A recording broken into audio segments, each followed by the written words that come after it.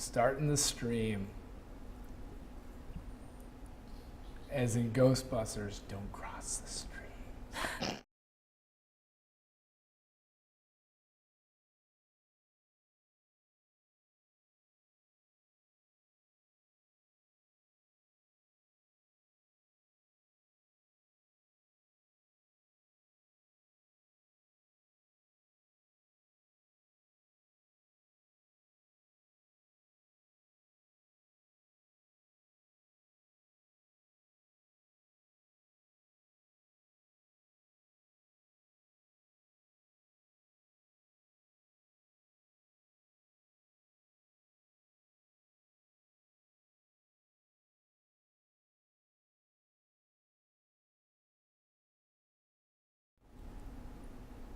All right.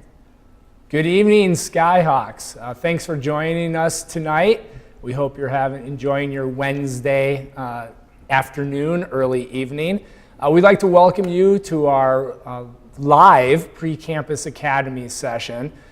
Tonight, we are really here to provide an opportunity to supplement the online pre-campus academy sessions, the modules that you've been partaking in this summer. My name is Mark Masalski. I'm the director of the Leadership Center, and our staff and I have the privilege of being able to coordinate orientation and welcome you very soon to the campus in beautiful Durango, Colorado. So before we go any further, I would like to allow my colleagues from around campus to be able to introduce themselves and say a little bit about who they are and their role on campus and how long they've been here. So, Mackie? I am Mackie Newton, and I work in the Student Billing and Cashiering office. I have been here for just about a year, but I was a student 24 years ago. That's a little while. And so I help students figure out their bill, talk about payment plans, and possible options. So one thing that we want our students to know is don't be afraid to come in and ask questions. All right. Thank That's you. good advice, I think, for everybody on campus. We really want to make sure that you do have the opportunity to ask your questions and get them answered. And in fact, that's part of the reason why we're here tonight. So going live, right? Yes, we are. So I am Shelby Robinson. I am with Student Housing and Conference Services as a residence director for Animas Hall. I am from Chicago, Illinois. I've been here, this is my third school year here at Fort Lewis. Mine and my staff's job, yes, is to basically help your student transition from home life to college life in the residence halls. All right, and there's a lot to that. Yes. So we're going to touch on some of it, Oh, yes, but we are. that's quite the process. So excellent. Thanks, Shelby. My name's Tracy Piccoli. I'm the financial aid director here at Fort Lewis College. I'm also an alum. I started here in 1988 as a student and a work study student in the financial aid office, and been here ever since. And I love it here. That's why I stayed. But we're here, our office really helps students just navigate the whole financial aid process, which can be, very intimidating. And so, we have counselors assigned to students to help them navigate that process. All right. Thanks, Tracy. Yeah. And my name is Grace Chang. I'm the Union Programming Coordinator. I work over in the Leadership Center. I advise the student group, Student Union Productions. They plan a lot of the events that happen on campus. And I have been at Fort Lewis for about a year now. It's really important for us in the Leadership Center to get students involved, and I think that's one of the most important things that we do on campus. Yeah, great. So the five of us will be with you for about the next hour. We're going to stay here live until 7 p.m. Mountain Standard Time. I know that we are streaming on YouTube. We're Facebook Living this event as well as Twitter. And so we hope that you will take the opportunity to submit questions to us. That's really why we're here tonight. We want to make sure that before you step on campus, Believe it or not, it's only about 3 weeks before we welcome you to campus. Move-in and orientation will be starting on Thursday, August 24th. And that's something that we'd like you to know right off the bat. One of the most common questions we get right now, especially from students, is, do I need to go to orientation? And the answer quite simply is yes, you need to be at orientation.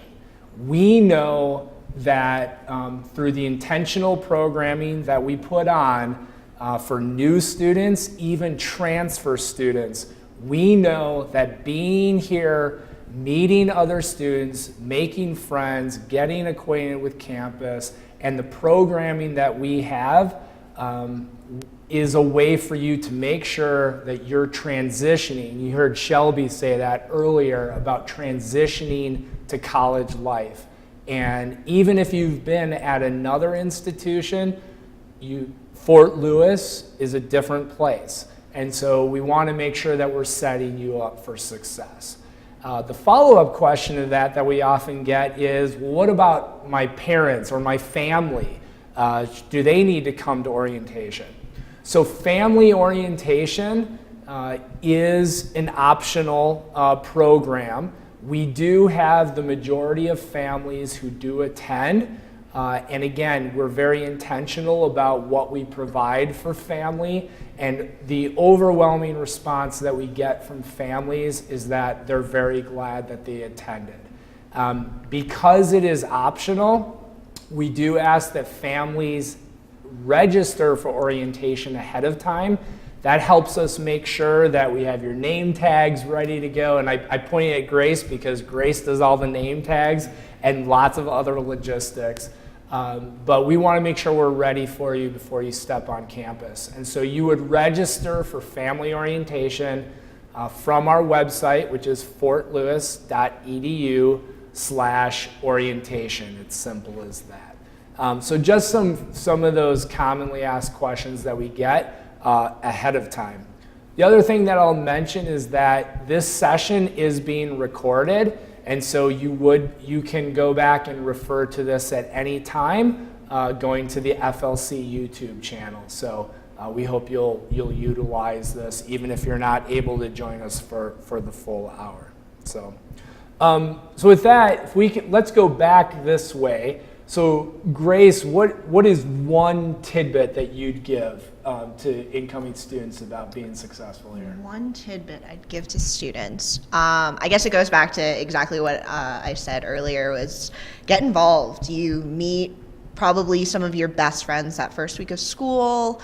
I know when I went to my orientation when I was in college, one of my best friends and one of my old roommates, we met at orientation, and we got involved in the same programming board, and it was the best part of my college experience for sure. Yeah, getting involved is very important. So often students reflect back on their experience, and it wasn't just the classroom where they hadn't, felt connected and to the institution, but getting involved outside of the classroom. So yeah, absolutely. Tracy, how about financial aid? The biggest advice I would say is to stay connected. Make sure you're checking your Fort Lewis email often. A lot of offices on campus are going to be providing information, about activities, about due dates, things like that. Even your professors a lot of times will be emailing. And so it's really important that you stay up on that because there's so much information that goes out that way. And I think my other advice would be, don't be afraid to ask. No matter what office it is. That's what we're here for. So. Mm-hmm. Yeah. Just touching on what you said, Tracy, about email. So it's very important to know that the Fort Lewis email is the official communication mechanism between Fort Lewis and you, the student. And so it's not text. It's not Facebook Messenger. It is the fortlewis.edu email that every student has. And so it is extremely important. If you have not been checking your account, you should start logging in right now. Well, maybe not right now. Wait until we're done with this. But you should be checking your Fort Lewis account, because the idea of, oh, I don't check my email, that doesn't work here. You have to check your fortlewis.edu account. So yeah, that's a key point. Shelby, how about housing? For housing, I think the best gift that you can give to yourself is to be open to new people. We are an extremely diverse campus, and you will be living with 140 or so other people, and that is very new from going. Not in one room. Not in one room. Okay. Yes. No, we're not going to do that to you. Maybe you're in a single, maybe you're with 3 or 4 others, but you will have roommates, and you will be living down the hall or sharing a bathroom with people who are very different from you. And so I don't want you to burst your bubble. I don't want you to just leap out of your comfort zone, but we do encourage you to expand it and strive to come in to thinking, I'm gonna try this. I'm gonna meet this new person. I'm gonna talk to this person who I normally wouldn't talk to. Yeah. You mentioned the diversity of the campus. Can you just expand on that a little bit? How it makes us unique? Yes. So first of all, something that people don't often come across, or I would say, for example, me being from Chicago, I don't see often, is that we have a very large Native American population here on campus. I can't say the exact numbers for sure, but it is a very large amount of people here who identify as Native American or from an indigenous tribe.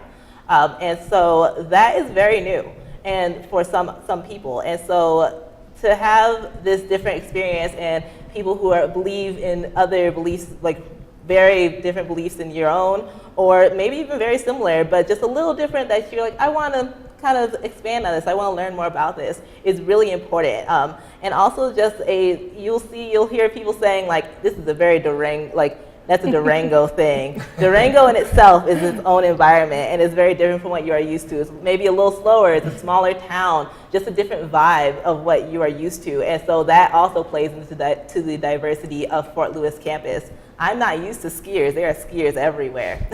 I don't know winter activities, but it's just like there are so many things that play into diversity as well. So not just outside of race as well. We're talking religions. We're talking just backgrounds and financial backgrounds and etc. So just be ready to experience new people. Yeah. Thanks, Shelby. Mackie, how about from the cashiers and payment side of things? Yeah. Just the biggest thing that comes to mind for me is keeping lines of communication open. And that includes any department on campus that's with professors. If you're struggling with a class, talk to them. If you're struggling to understand your bill, talk to us. If you're struggling to understand financial aid, talk to them. Everybody's super nice, and they are here to help, and we want to keep you here. So we're here for you. Mm-hmm. Yeah, absolutely. Thanks, Mackie. So, yeah, it sounds like we have a question coming in. So we have a question online through Facebook from Alice. Our invoice doesn't seem to reflect the scholarship our son was awarded. What do we do about that? Okay, it sounds like financial aid possibly? Kind of possibly. So the first thing the student wants to do is log into their web account and make sure they've accepted all their scholarships. If they've accepted it, they're registered, everything's set to go. Billing notices were sent out in July, and they're a snapshot in time. So it's like a statement that you get on a monthly basis. This aid doesn't actually post to that bill until 10 days before school starts. So you'll actually be able to see the payment 10 days before school starts. But I think Mackie can explain where they can see it now on Student Account Suite. Right. So in Student Account Suite, they may not be able to see it, but they should be able to see it in Web Opus and see whether they have accepted it or not. And they can call our office and ask us to just verify that it's there. But the other thing about that is that anytime there is a change to their billing on that Friday, they will get a new billing statement sent out. So as soon as that posts, that next Friday, there will be an updated billing statement sent out. If students drop or add classes and it changes the amount of their statement, that next Friday, there will be a new statement sent out. And like Mark was saying, usually it's through email. And if the parents set up as an authorized user, they'll get that as well. Okay, so it sounds like Friday is a key day. Friday That's when is a things key get day. updated, it sounds like, within the system. Yeah, if anything's changed. Okay. If they haven't changed anything on their statement, they're not getting a new statement. Okay. So- And you mentioned, Mackie, you mentioned Web Opus. And probably the best way to access Web Opus is through the Fort. Through the Fort. So if you're not familiar with that, the Fort is the campus's portal where you would access all kinds of important information. And that is the Fort, THEFORT, fortlewis.edu. And when you go to that site, you would then log into your account, which is then personalized with all of your records and information where you would access the billing. Yeah. So, And Tracy mentioned student account suite. They can click view activity and see every line item. You know, every time tuition, fees, housing, meal plan, all of that's going to be on there. yeah. And that's where a student can look right now. If they go out to Student Account Suite and look at their e-bill that's out there, it will show charges. If you actually click on View, it will also show the authorized day that's ready to credit as soon as we hit that week before school starts. So, Perfect. Okay. and if you don't see it there, then call us or Yeah. email us. There you go. Thanks for the question, Alice. We have another one coming in. Okay. We have Abigail asked a few questions through our YouTube channel, and she was wondering about class size and rigor, specifically for introductory classes such as freshman math. How big are class sizes typically? So, excellent question. So, we don't have anybody representative on the academic side of the house at the moment. However, the question to rigor and size, it depends, obviously, on the class that you're specifically in. The introductory 32, though, no, 23. Okay, sorry, I'm getting help here from the sidelines. So 23 is at the average size. Okay, 23 would be the average size of the class. Of course, that can differ, but that's in general what you would be looking at. In terms of rigor, I guess I would just say I know that, I mean, each class is going to be set up to make sure that you are prepared for going to the next step. If you had specific questions, I do know that many of the faculty already, for their classes, they would have the syllabus posted on the Canvas site. So you could log in to, going back to the Fort, you could go into Canvas and check out the posted syllabus for that course, because I believe that faculty are required to have that posted at this time, or very soon from now, so you know what that course is going to look like. Great. Oh, we have another question. This is great. Let's keep it going. Okay. Another question for Abigail, specifically for housing. I will be staying in Bader Snyder, and I was wondering what the atmosphere of the dorms will be like. Is there any other information that I should know that's maybe not available online? Okay. So the Bader Snyders, first off, for their community, it's similar community as the rest of the halls, but they do have a rarity, and that is that they offer the Adventure House. And we work closely with Outdoor Pursuits there. So with the Adventure House, we have an Adventure House coordinator, and her name's Nico. She works with the students and works with Outdoor Pursuits to offer different, adventures to the students there. And it is not just for the Bader Snyder complex, but it's also for students across housing and within our residence halls. Adventure House are just those students who love to go out and raft. They love to go hike. You want to go ice mountain camping, which I never heard of until I came to Fort Lewis. That is something that we would do with the Adventure House. Well, that's just life in Chicago in the winter. That's what we're talking about there. I City can't do slickers. those things there. It's called frostbite, people. It's awful. But the Bader Snyder complex, so you would have for the vibe, I guess you would say, it would really depend on the RA that is in that building. RAs pretty much set the tone for the building and the complex, since there is one RA per complex. And it just really depends on which RA that you have. All the RAs are particularly great in Bader Snyder. We make sure that we kind of place RAs based on their interests. And so, yes, you will find there are particularly a little bit more adventurous RAs there, a little bit more outgoing to make sure they are getting to all the students within their complex. But overall, the Bader Snyder complex is a great building to live in, newly renovated, very nice. There is computer lab facilities, kitchens for students to use within the Bader Snyder complex as well. And then just very nice lounges in both like the first floor and the second floor with TVs, DVDs, etc. So it's a great vibe, great place to live in at this point, and is one of our highly sought after halls. So congratulations for putting in your application. I'm assuming you put in your application pretty early because you are in the Bader Snyder. So good job, Abigail. I appreciate it. You have no idea. Excellent. Thanks, Abigail. Shelby, you mentioned kind of an acronym, RA. Can you just expand on that? What is an RA and their role? Yes. So an RA is a resident assistant.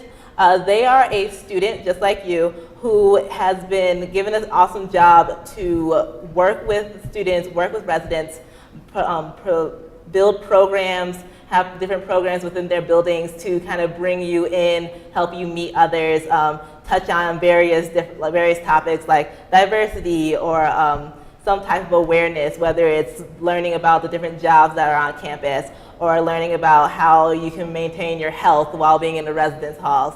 And they are just an awesome group of people who their job is to really help you out and be that student who will look out for you and who will help you out. So we kind of try and say like the student who, if you're sitting alone at the lunch table, their job is to be like, hey, what's going on, and kind of get you into some other group or really whatever. It's just they are kind of the person who is your friend, the person who is a resource to you as another student, rather than you having to go to a professional staff member like myself who can kind of seem intimidating at times because we're not in your place, we're not where you are at the moment, and we've been given this title that kind of gives us this authority, but they are a student there to help you out. Unfortunately, they are also considered a policy enforcer, just to kind of help you out the community, to make sure things are good for you, not to patrol you. We are not police officers as a key.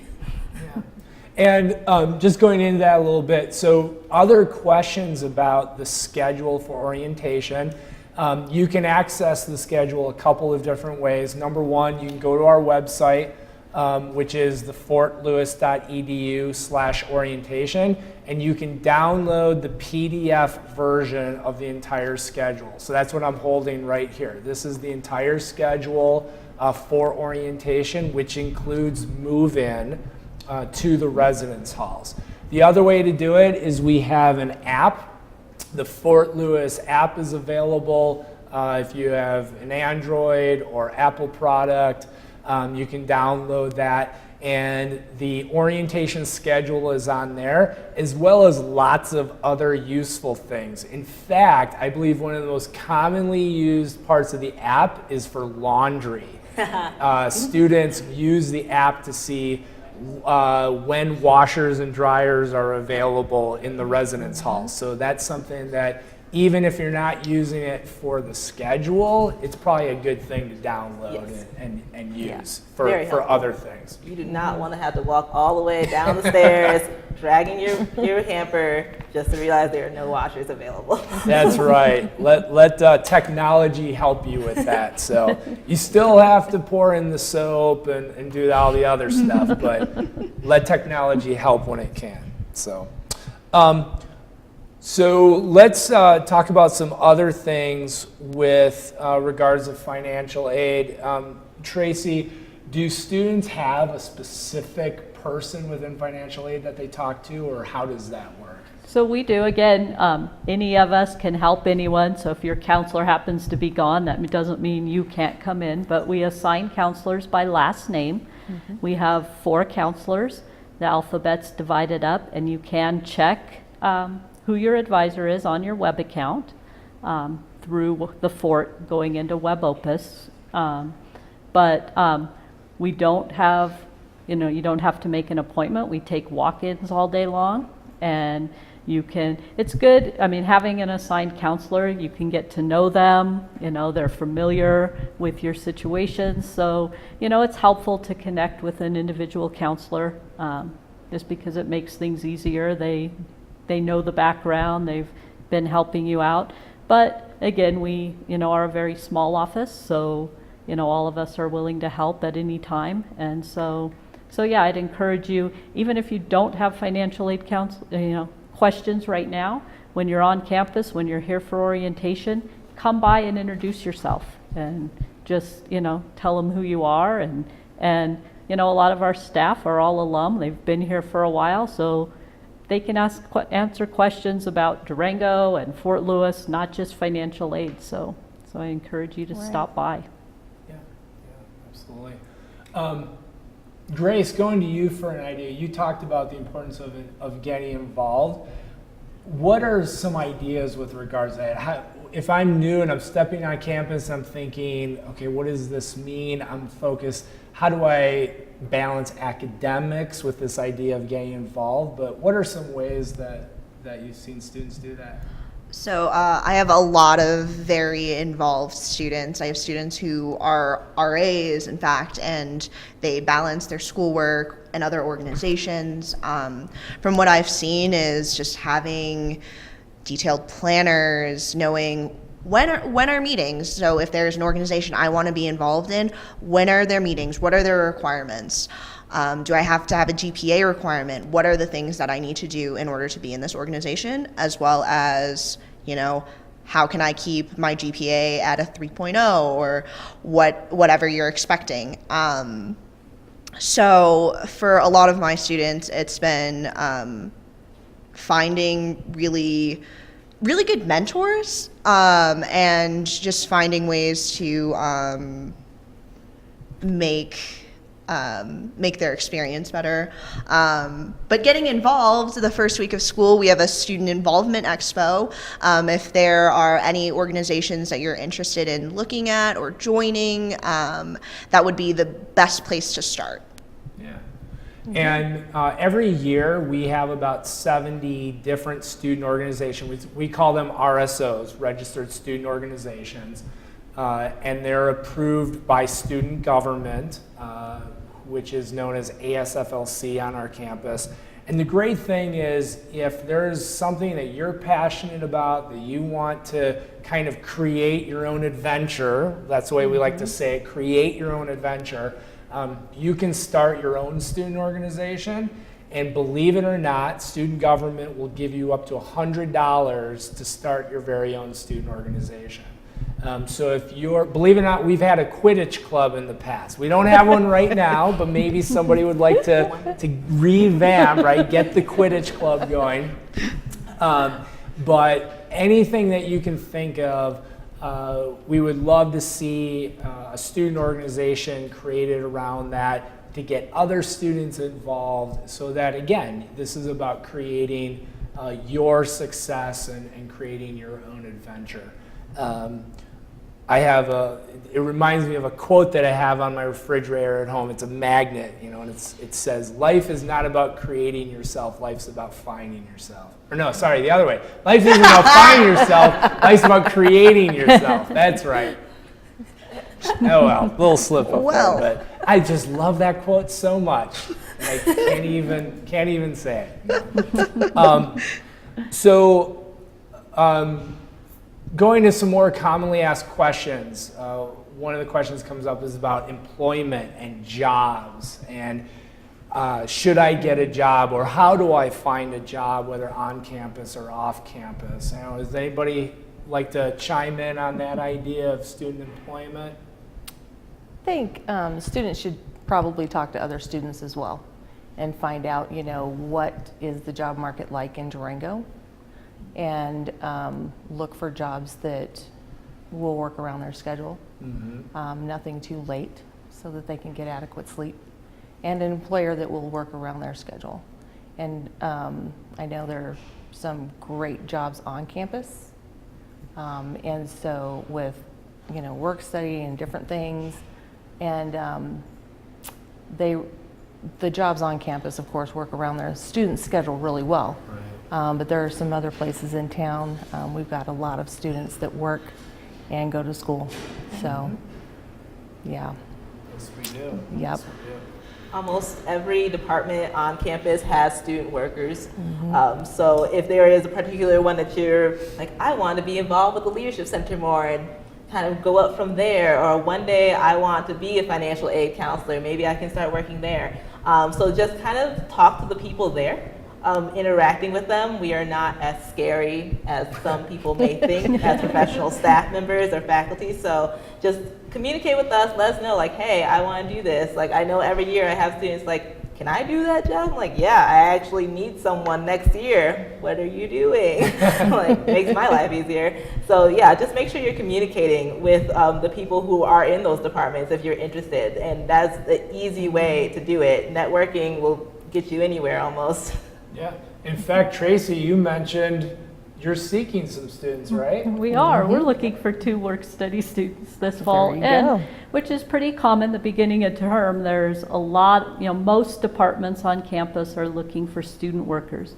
We have about 600 student workers on campus throughout the school year, and it's about half and half. Half are work-study students, which is a financial aid award, and half are just hourly students that have gotten the job outside of the work-study program. So, Yeah, so there are lots, as mentioned already, there's many departments on campus, everything from Sodexo, which is our campus dining on campus, our bookstore.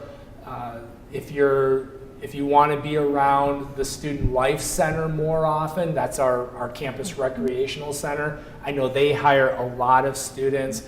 Outdoor pursuits, if you are that student that loves to go out and backpack or lead whitewater rafting or kayaking, they hire a number of students. Within the Leadership Center, we usually hire anywhere from 6 to 10 students every year, work-study students. So a great thing to do, the first place that I would say to start is if you go to the Fort Lewis website and look under Career Services. So the Career Services website has what's called our Skyhawks Job Source, which is a clearinghouse of basically jobs both on campus as well as off campus. And that's a good place to start. Another thing that I would recommend is when you get to campus, start looking on bulletin boards. So now, we are still 3 weeks away from move-in, and there are postings and flyers around campus of people saying we need students. We have work-study positions, or we're hiring. So that's another great way to find that employment. The idea of working off campus, and Mackie, I think your advice of talking to other students, that balance between the academics and homework and getting involved, working. Oh, they still need to sleep, right, Shelby? At some point. Yes, so you should sleep at some point. So these are all real balancing acts. And working off campus, and this might bring us into another topic about transportation. So we get a lot of questions around, should I bring a vehicle? What is parking like? I'll just start with that. As a student, you will receive a pass for the Durango Transit. So we have an agreement with the city of Durango that every student on your Sky card, that's your official ID, you will have a sticker on it that allows you to then ride the bus. I'm not going to say it's free because you actually pay for it in your student fees. So it is built in to the cost of attending at Fort Lewis College. But the bus, the Durango T, is utilized by many people, and it's a great thing to be able to do, to both get around off campus and down into town. So, but the idea of other things like parking, anybody want to talk a little bit about parking and should I bring a car? Sure. So parking permits are available now for you to purchase for the fall school year. That is something you can search for on the Fort Lewis website and just type in parking permits and it'll take you straight there. You can buy it for the full year or for the semester.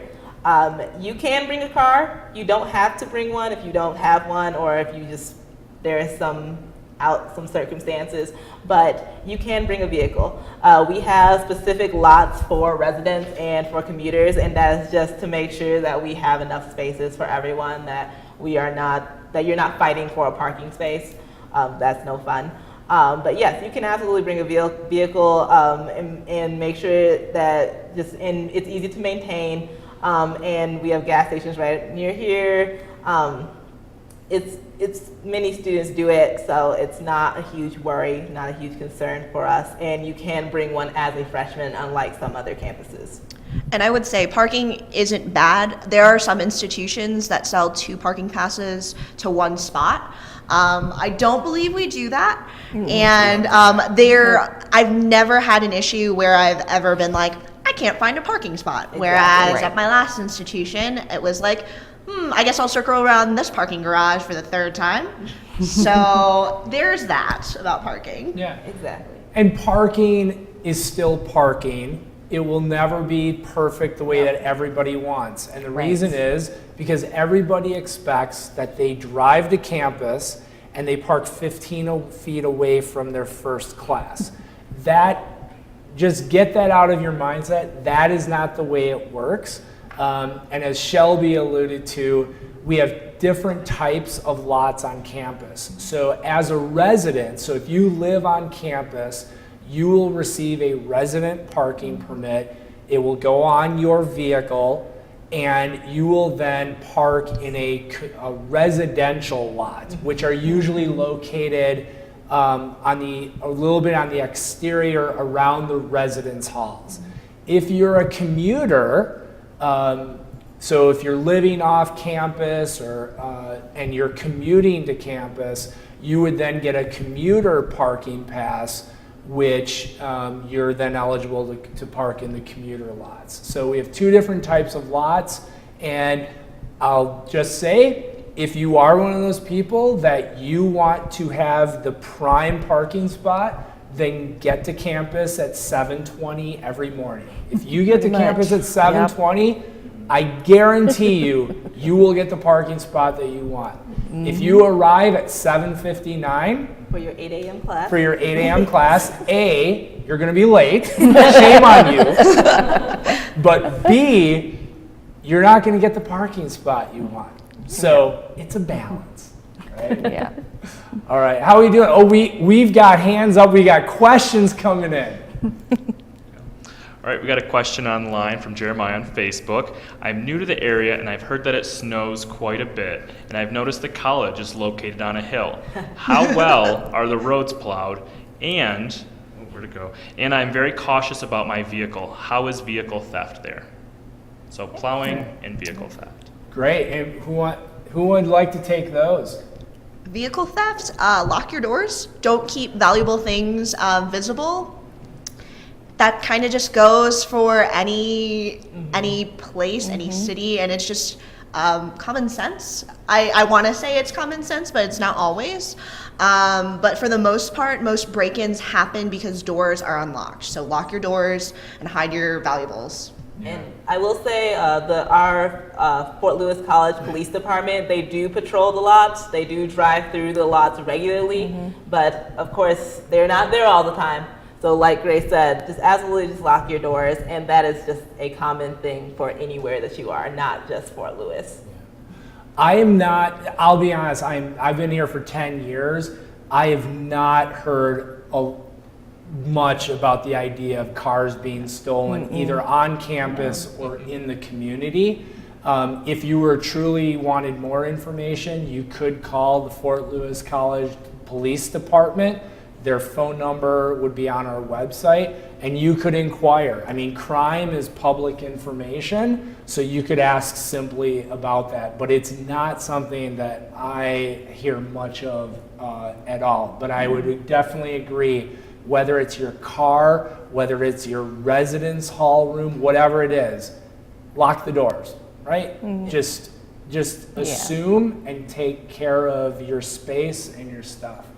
Now to the other part, I think, which was kind of conditions and snow. Yes, snow. So Jeremiah, I'm not sure where you're from. You did say you're not from the area, but some of us are from the Midwest and grew up with, when there's a snowstorm, what do? They dump salt, right? Out come the salt trucks, and pretty soon the roads are bare as they are in summer, but it also destroys your vehicle.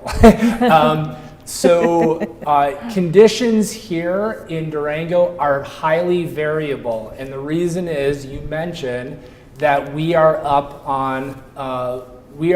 above the city of Durango by about 400 feet, 300 feet, and that means that weather in the area is very different. So I live in town, and my boss lives outside of town, where she's actually about 1,000 feet above us. In the winter, I might wake up and have a 1/4 inch of snow at our house. She wakes up and she has 6 inches of snow. So it definitely depends on where exactly in the area. I guess the other thing is about how we take care of roads here. We do not, it is more of we plow things to a nice icy sheen, as I like to say in Durango. No, but it is winter, and you want to take the proper precautions, especially if you're leaving the area and going through any of the mountain passes. There could be times in the winter, especially if you go to the north of Durango towards Silverton, or to the east through Wolf Creek Pass. Those areas can be shut down for not just hours, but possibly even days for avalanche mitigation.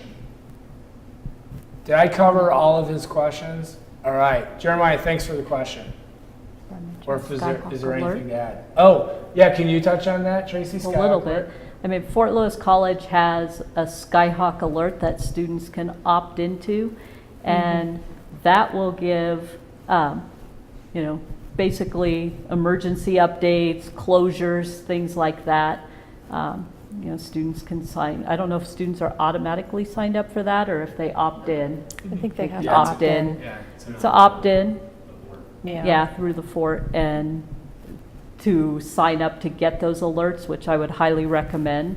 I mean, Definitely. if campus closes for weather, or we're delayed, or say they have to close one of the entrances, but a lot of those things come on Skyhawk Alert. So Yeah. So good about, thanks Tracy, about the Skyhawk Alert. So even though it's an opt-in program, it is definitely, I would say, do it. And the reason is that anything that comes across Skyhawk Alert, it is viewed as, this is a need to know. This isn't, you're not going to get things across Skyhawk Alert that are, hey, it's the greatest pizza deal. Okay, can you tell I'm hungry? But these are about, is it a campus closure? Is there a threat possibly on campus? These are the things that they are need to know that go across Skyhawk Alert. So good point. And for parents, you may also sign up for Skyhawk Alerts. I know my mom is. I work here, but my mom, she'll let me know what's going on. And Mrs. Robinson. Yes, you may absolutely sign up for those as well to receive them, just so that you are a little bit in the loop of what is occurring on campus as well. Yeah. And I don't know if you touched on this, but we get this question too sometimes, which is odd because we're in the billing office. But our police are actually real police officers. They're not campus security. So they're real police. They do patrol. They look out for our students, which is refreshing for such a small campus. It's really nice. Yeah. Yeah. And I think, and Shelby, you might have a little more connection with this, but because they're Fort Lewis College police, they're part of the community. I mean, they're really invested and are here because they care about everybody. Absolutely. Some of them are Fort Lewis alum, Yep. so they are dedicated to the Fort Lewis campus.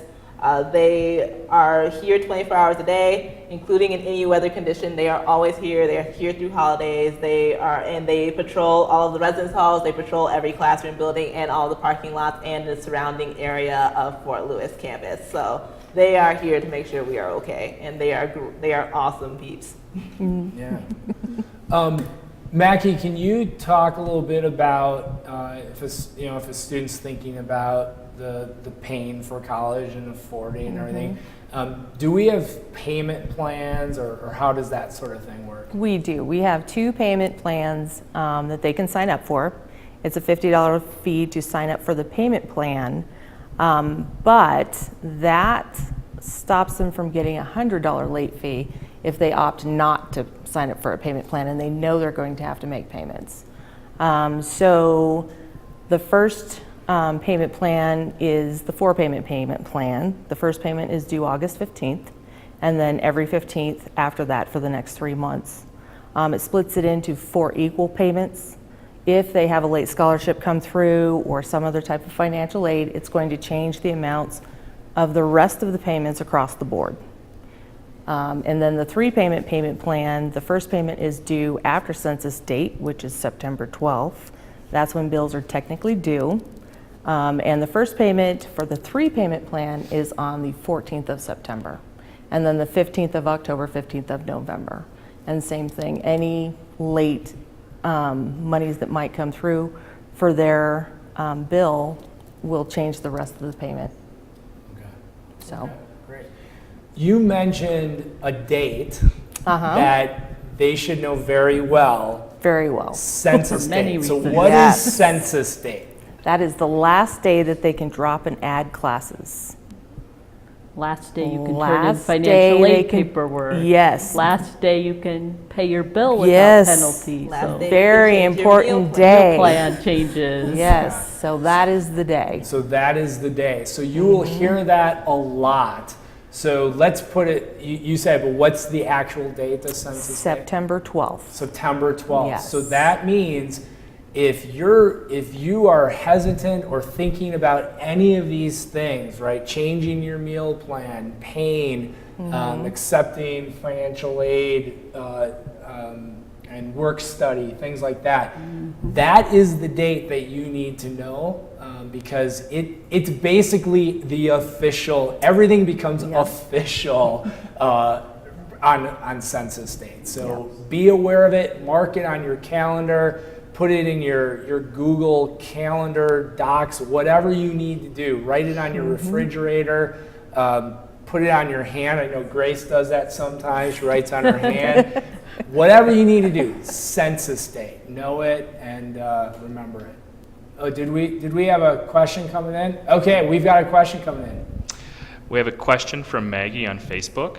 It says, can we still order bedding? So for housing. Can we still order bedding? Yes, so through OCM, you can still order bedding, and through our bookstore. That is an absolutely easy method, but just in case you're like, I don't like these options, and etc., you can easily, it is an extra long twin bed. That is all of our beds. We have no bed that is not extra long. I would strongly suggest if you're going to order through the bookstore, that's awesome. You may also, there are tons and tons of different deals throughout retail, of course, like Target, Bed Bath & Beyond, etc. Tons of different options, and all you have to do is get extra long bedding, and it will fit our beds. There you go. So you can get your bedding. We still have some more. Great. We have a question from Shelby. How do our Sky Cards work in the dining hall, and what do our meal plans consist of? Great. Anybody want to touch on Probably me. All right. Sorry, we keep looking at okay. Shelby. It's okay. Because That's housing probably encompasses me. so much. so. Yes. All right, so we have 3 different meal plan options. We have the 19 meal plan, the 14 meal plan, and the 10. By those numbers, I mean 19 meals per week, 14 meals per week, and 10 meals per week. And those meals are all on your Sky Card. Once you register, et cetera, it is put into your Sky Card for each individual person. We have breakfast, lunch, and dinner for the 5-day week, Monday through Friday. And then on Saturday and Sunday, we have brunch, which is about, I believe, 10 a.m. to 3 p.m. And then we have dinner. And you may use your Sky Card to swipe into the dining hall for any of those meals. And by swipe, literally you just either swipe it or hold it up to a monitor that will register you, and you may go in for breakfast, lunch, and dinner. On those meal plans, though, you also have dining dollars. I cannot say off the top of my head for each one, but it just really depends on the meal plan. And those dining dollars are for when you want to snack, when you want to go to some of our other dining options on campus other than the dining hall. Those other dining options include Jasmine's, which is in our Burnt Hall, the Animus Perks, which is in the Student Union, and the Rocket, which is also in the Student Union. And those dining dollars are really helpful for those with a busy schedule. What if you have class during the breakfast time and you just want to grab a granola bar or something? You can pay for it using your dining dollars or your Sky Cash. And it's a really easy method, and it's just really helpful for those students if you have a habit of missing that or you slept in or something like that. And you can, if you run out of dining dollars per se, you can always add money to your Sky Card, and just so that you can continue. Maybe you just didn't realize that you were spending Sky Cash repeatedly or something, and you were like, oh, let me add $50 more for this last week or something. But meal plans are pretty simple, actually, when you if you actually look into it. And for your meal plans, you automatically get signed up for a 19 meal plan. And if you realize before census date, like, hey, actually 14 meal plan is where is better for me, or 10, then you can just change that via web opus. And if you're having trouble doing that, you can easily email us at studenthousing@fortlewis.edu, and we can change it for you. Yeah. So that is meal plans. That is meal plans. So just building off that, some of the other questions you guys, I live on campus, do I have to have a meal plan? And yes, unless they were to live in one of the apartments. Yes, so if you live in the apartments, then you will not have to have a meal plan because you have a kitchen that is accessible to you always, unlike some of the residence hall kitchens which may be set on a 6 p.m. to 12 a.m. schedule or something. If you're living in the apartments, you will be an upperclassman or a transfer student. Unfortunately, freshmen cannot live in the apartments at this time. But if you live in a residence hall, which is all of our other options, Animus Hall, Escalante, Crofton Camp, etc., then you do have to have a meal plan. If you don't like it too much, then I would just going to the lowest meal plan, which is your 10 meal plan option, and then moving to the apartments. Applying for those in January when our housing application comes out. All right. Yeah. Thanks for the question. We've got another one coming in. Yes, we have a question from Natalie on Facebook.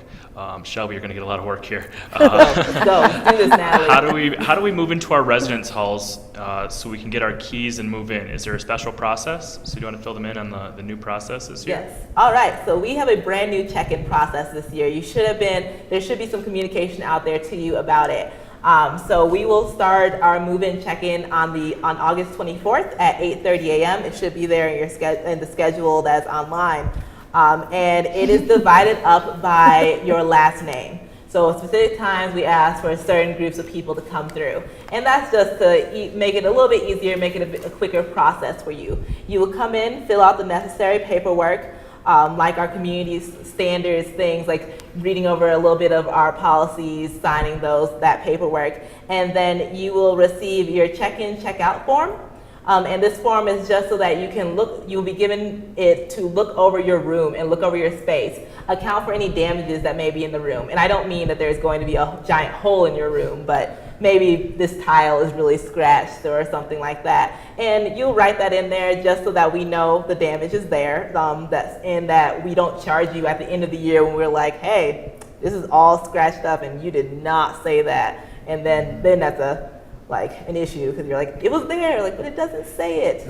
And from there, you'll fill out some emergency contact information that's on that FICO as well. And so that's just so that we have, if anything happens, if you get hurt or something, we can contact that person. And also you'll fill out any medical allergies or anything like that so that we are aware of it. And from there, you'll receive your key. And then you'll go onto your space and be able to move in. We'll have spaces for you to park. We'll have spaces for you to have your car so that you can unload.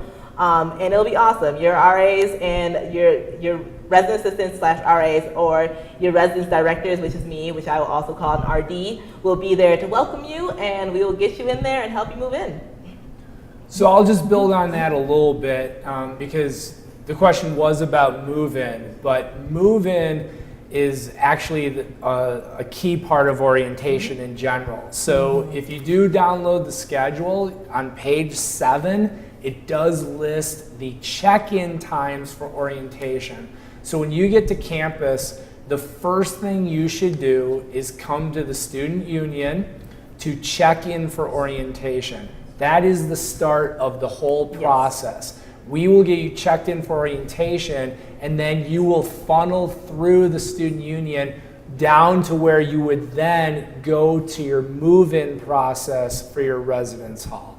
So that's the first thing for anyone. Get to campus on the 24th. If you live on campus, come to the student union, check in orientation. We will make sure that you need to be, that you go to wherever you need to be. So thanks for that question. We have another one. Great. Ellie on Facebook wants a little more clarification on the Sky Card. So how do the Sky Cards work? Do we put money on it when we get there, or does financial aid go towards that? So that'd be more. So as far as the Sky Card, as far as financial aid works, if you have financial aid, it's going to go first to your Fort Lewis bill here on campus. So it's going to credit towards that. If there's any money left over, that's issued to you in the form of a refund check, paper check that you pick up at the cashier's window, or you have the option of signing up for direct deposit and having that directly deposited into a bank account. You then have the option, you can make deposits from that onto your Sky Card if you want cash on your Sky Card to use either for some of the dining services or at the bookstore, things like that. Mm-hmm. Yeah. So you can put money on your Sky Card. If you go to the Fort, if you log into the Fort, fort.fortlewis.edu, and log in, on the left side, there's a tab that says Sky Card, and you can go in there and start putting money on the card. I think Shelby mentioned this. There are dining dollars, and there's Sky Cash. And one of the things that's different about those that I think is very important, dining dollars is food only, and that money has to be used, right, by the end of the semester that it's in. Is that correct? Yes. Yes. So if you have $200 of dining dollars, and we're here in the student union, we see this all the time. At the end of the semester, we see students walking in and buying all kinds of food items because they have $100 left in dining dollars, and it's a use it or lose it is the way dining dollars works. Sky Cash is for laundry services and other things, and it does carry over from semester to semester. So some key differences there. But hope that answers your one other thing on the Sky Cash, Mark explained how you can log in, put money on your Sky Cash. If someone else wants to put money on your Sky Cash, say, mom or dad want to make a deposit onto your Sky Card, you do have the option to, a parent can go to Sky Card Services, and there's guest deposits without having to have a login to Fort Lewis. Or maybe even grandma and grandpa. Yeah. You know, see if they'll put some money on your For Sky Christmas. card. Okay, we've got another question coming in. We have about 3 minutes or so left, but thanks for the questions. It's a follow-up question with the Sky Card of when do we get our Sky Cards? So you would get your Sky Card at orientation. You can, right now, you can submit a picture through our Sky Card office, and you should have information about that. That was in Pre-Campus Academy, and so you can submit a picture, and your Sky Card will be here ready for you when you get to campus. Or when you get to campus, we will be taking photos at check-in for orientation, and then your Sky Card would be ready usually on the Monday or so of the first week of school. It's not a problem because we will be giving you basically, you'll be able to still go through the food line and things like that at orientation without your Sky Card. So it's not something that you have to have the second you get on campus, but if you're one of those people, you want to have it ready, then submit your photo and we will have it done for you. Thanks for the question. How are we doing? All right. We have reached the end of our hour, so thanks for joining us for Pre-Campus Academy Live. We've really enjoyed the opportunity to start answering your questions and engage with you before we do see you in almost 3 weeks. So again, remember, the key date for orientation and move-in is Thursday, August 24th. I do want to thank Grace and Tracy and Shelby and Mackie for joining us. It's been a really fun evening. And if you'd like to participate in another round of Pre-Campus Academy, our next session will be on August 10th, and we're going to start an hour later. So on August 10th, we will be at 7 p.m., and we will continue to welcome you and answer your questions. So thanks again for joining us. Go Skyhawks!